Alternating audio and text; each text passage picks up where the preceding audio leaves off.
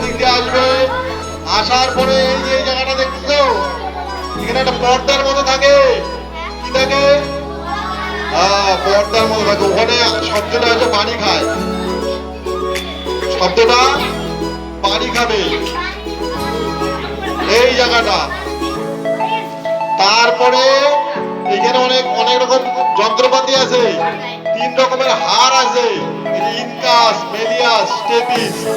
এগুলোর মাধ্যমে শব্দ কোথায় চলে যাবে? একটা নার্ভ, এই যে নার্ভ যেটা ব্রেনে চলে যায়, ওই নার্ভের মাধ্যমে ব্রেনে যাবে। আমরা তখন বুঝতে পারি যে কে কি বললো। প্রথমে তো বুঝবো না, প্রথমে যদি শব্দটা কানে যায়, যাওয়ার পরে যখন এই স্নায়ুর মাধ্যমে আমাদের ব্রেনে যাবে,